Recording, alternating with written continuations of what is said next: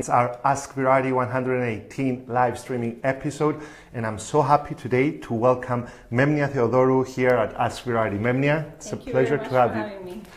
Just to let you know a few things about Memnia. Memnia is the first woman in Cyprus to have done something. If you stay tuned with us, I will be revealing what it is. Memnia was born in Larnaca, Cyprus, and the love of the sea began. She studied dentistry in Greece and in England, and then, in need of a break out of her career, she signed up to take part in an international sailing race called Clip Around the World Yacht Race. Correct me if I'm wrong. That's correct, yeah. Where 12 identical boats were manned both by professionals and also by amateurs, and you were in the amateur side.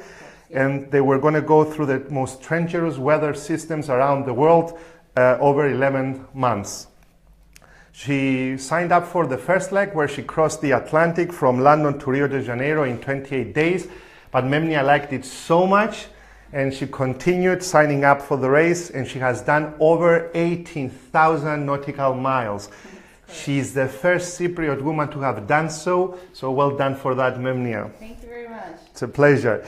And she has done it through the worst of weather conditions since 2004. So that was a feat that was not worth repeating, or worth repeating. That was in the Sydney-Hobart race that the conditions were very bad, very stormy, and 30% of the fleet withdrew because, they had damage of their boats mainly. Unbelievable.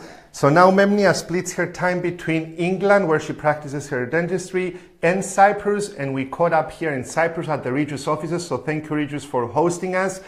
And we're here with Memnia, and Memnia, I'll welcome you once again. Thank you again for having me. It's a pleasure. And just before I ask you the first question of the day, I would like to say that whoever shares this episode gets a unique chance to meet with Memnia in her hometown, Larnaca. Memnia will buy you the coffee and discuss with you the whole yacht race and show you photos that you've never seen before.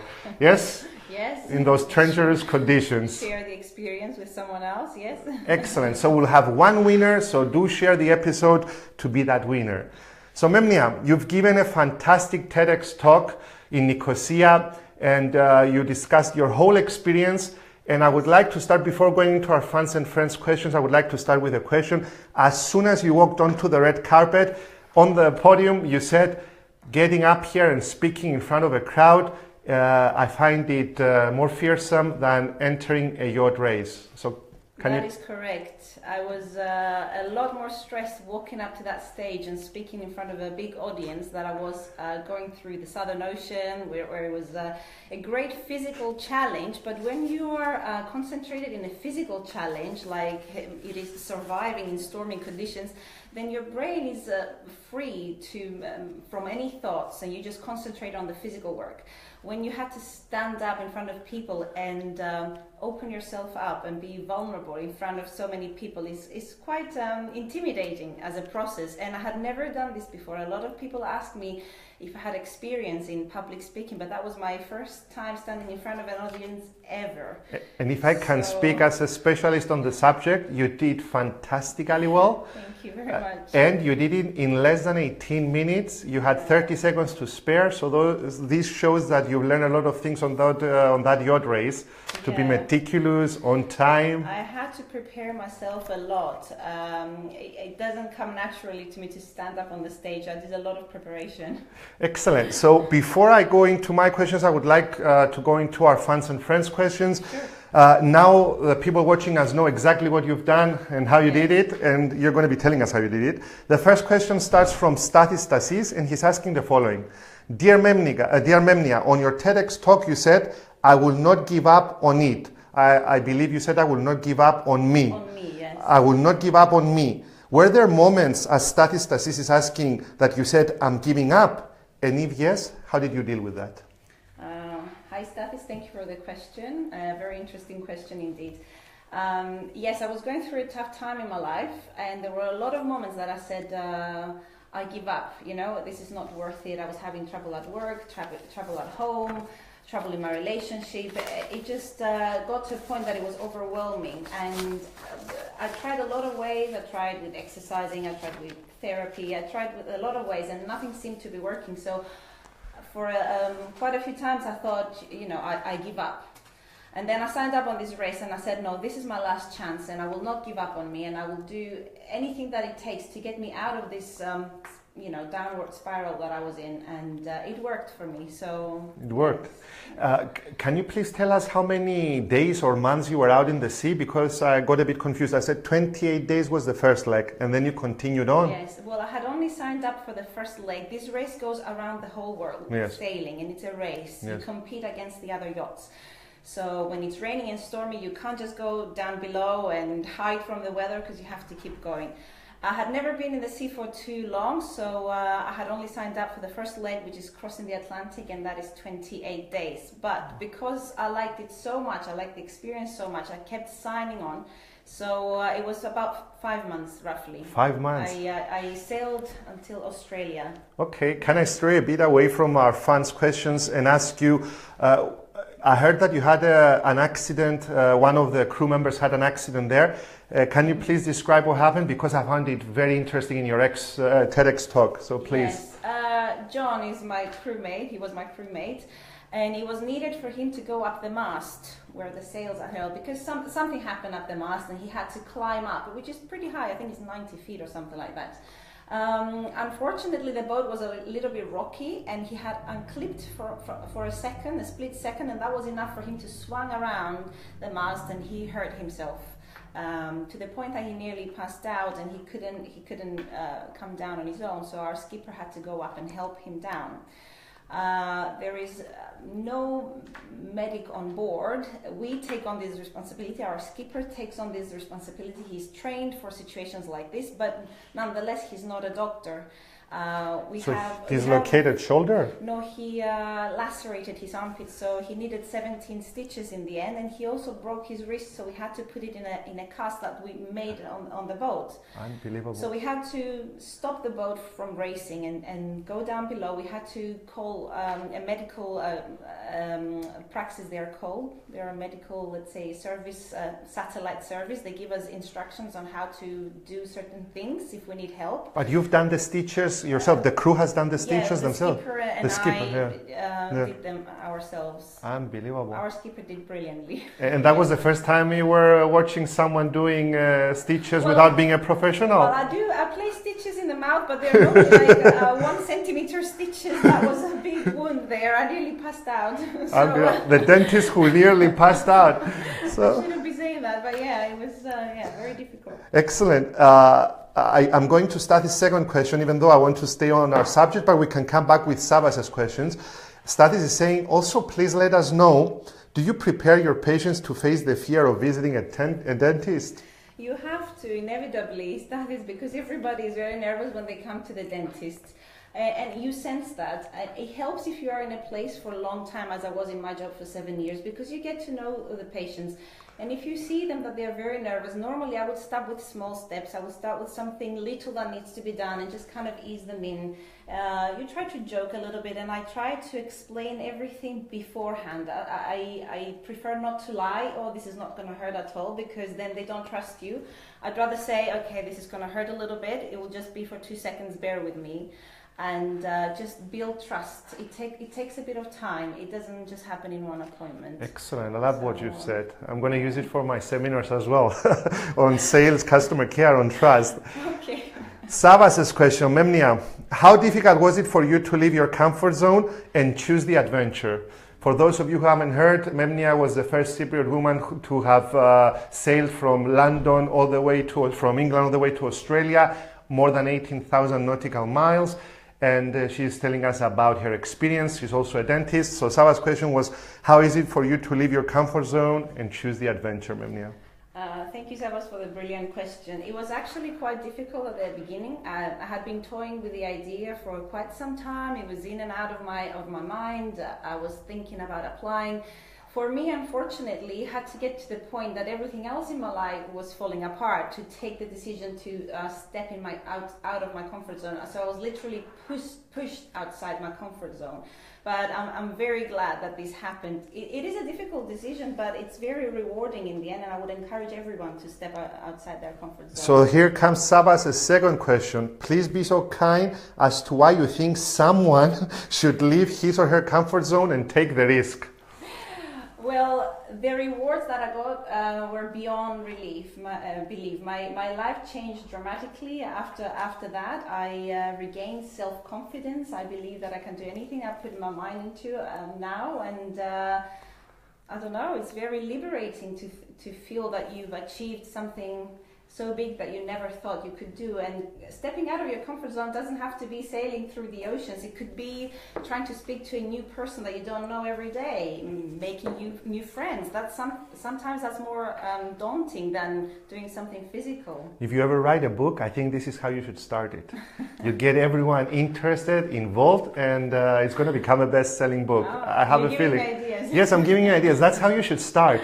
Taking the task, the big task, and breaking it down into small chunks, making people feel that there is an urge there to do it. Well, maybe you can help me with that. Yes. Let me say a few hellos. Hello to Stathis Stasis. He says congratulations. He liked it very much. Thank you.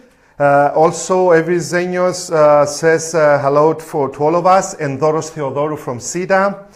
And last but not least, Michael Poulis. A big shout out to Michael Poulis, because if it wasn't for him, Memnia wouldn't be sitting here. He has told me all about Memnia's accomplishments. So thank you very much.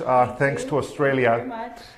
And Michael Poulis has a difficult question for you. I know you know. You ready, huh? He says, what's the one question that you haven't been asked before and that you would like to be asked? Well, I have been asked so many questions, Michalis, so it's very difficult. I guess the questions that I'm not normally asked is if I would like to settle down, because people see me as an adventurer, getting out there. They don't think that you can combine a routine and a normal life with that lifestyle, and actually you can, and I'd like to settle down as well. So guys, behind the scenes, I'm telling you, a very beautiful woman who's also very bright. She has a great sense of humor, confident, and if any one of you would like to settle down, please mention the Ask Virardi show. During your TEDx speech, Memnia, you said that every human being shares two fears. The fear that we are not enough and the fear that we might not be loved. Can you please expand on that?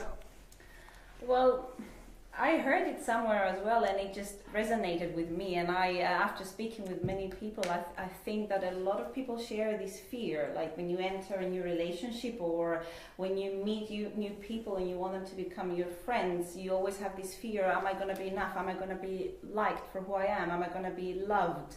I just feel that this is one of the fears that people face, and I just kind of joined it with the fear that I had before I went on this sailing trip, and I managed to use the fear in my advantage. So even though the fear is there, we should still put ourselves out there and acknowledge the fear, but dance with it. Dance with it. Wow.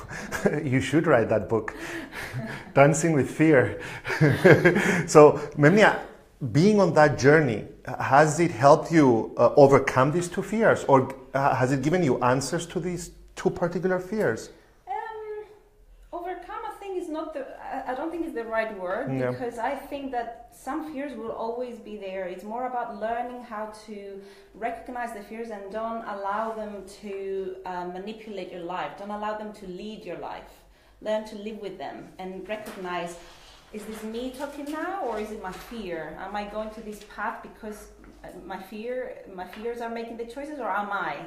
So it's not about overcoming them. It's about recognizing them, acknowledging them, and just learning to how to navigate with them.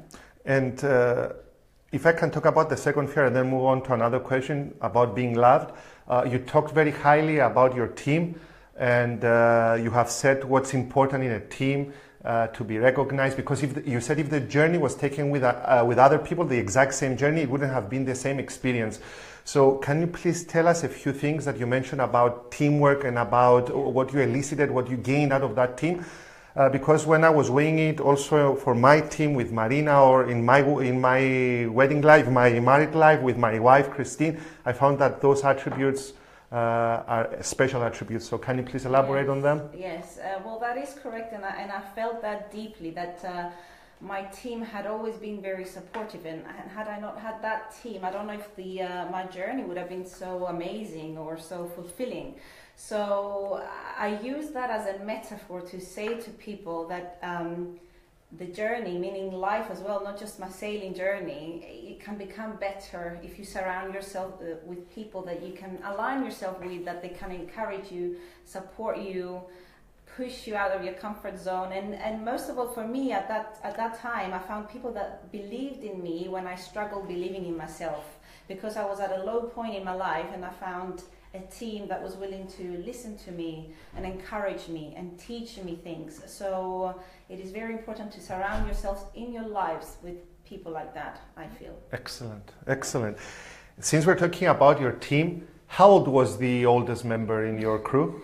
The oldest lady was a woman in my team, was 74 years old.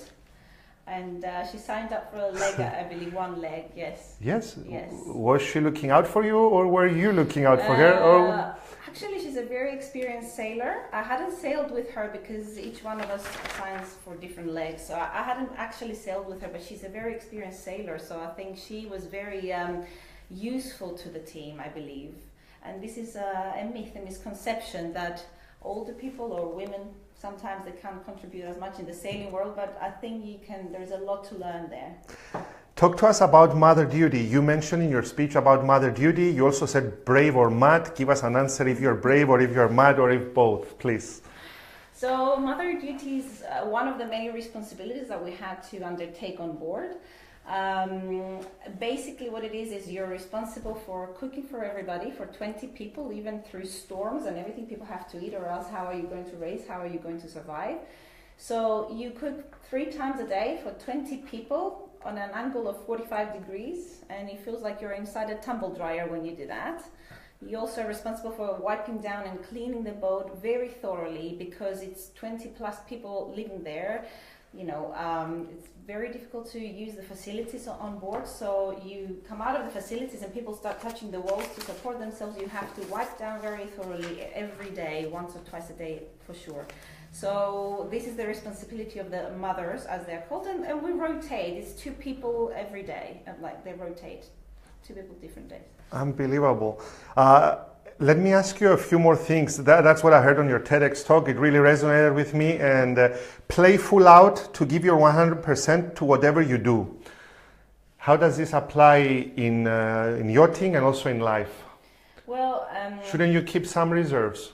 I don't know. I haven't found that answer, to be honest. But when I had to sign up, when I joined for this race, I was not playing full out, and I was feeling that I didn't actually live my life. I felt like I was a robot. I was in a bad place in my life, so I would wake up, go to work, do my job, come home, I don't know, do whatever you do, go to the gym, whatever. There wasn't any excitement in my life and no fulfillment in my life. So I didn't feel that I was living.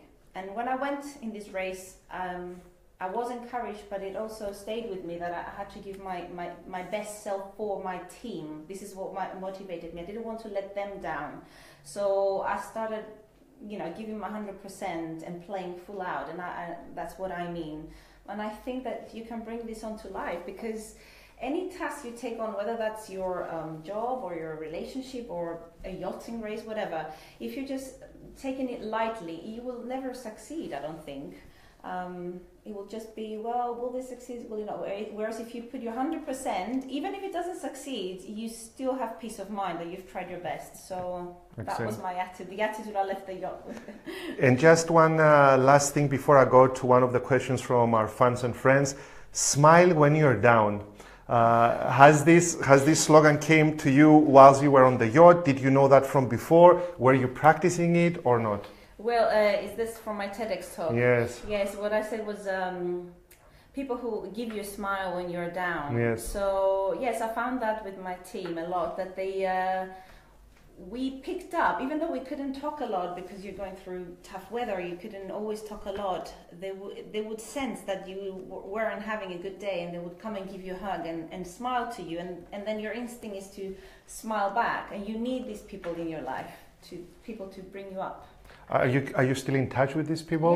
Yes, with the ones that I connected a lot, yes, I'm still in touch, and I'm very blessed to have these people in my life, so thank you very much. And I hope they are listening. Thank you very much. Hopefully, yeah. Theodorou says, a different kind of interview today. Thanks, Memnia Theodorou, for the music and the messages. One of the most enjoyable interviews. Thank you. Have the same name like my dad. Yes, Doros. Yes. Excellent. Did you ever consider becoming a public speaker, helping people get out of their comfort zone, motivation, self-development, Michael losing business? And I'm joking.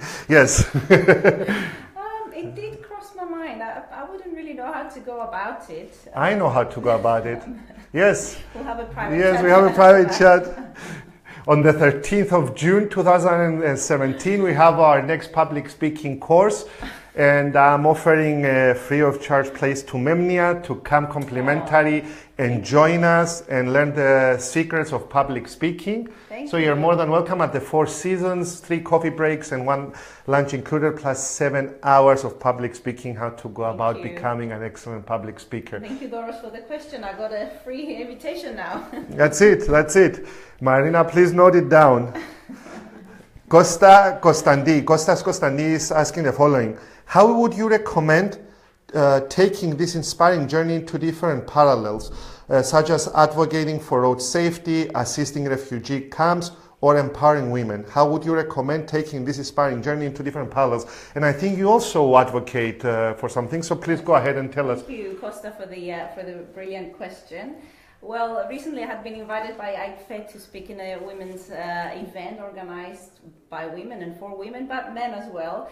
And I think the way to go about it is sharing my experience, because we very often need role models. Just to see that someone has gone out, out of their comfort zone and done it can give us the incentive to just go ahead and do it. So for me, it's just sharing my story and just be passionate about it and make people understand that they also can go out of their comfort zone and achieve whatever they want. So sharing my story, I would say. You talked about role models, and Javier Fernandez is asking the following, and that was a question that I hope that we will receive today, and thank you, Javier, for asking.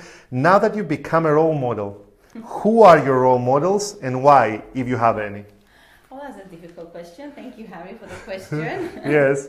Role models. I would have to say that after realizing that when I signed up for this sailing journey, I hadn't realized how few women go out there and do these things. It was mainly men. The majority is men, but the racing sailing world is male dominated. So like many other professions, but the sailing world is mainly male dominated. So.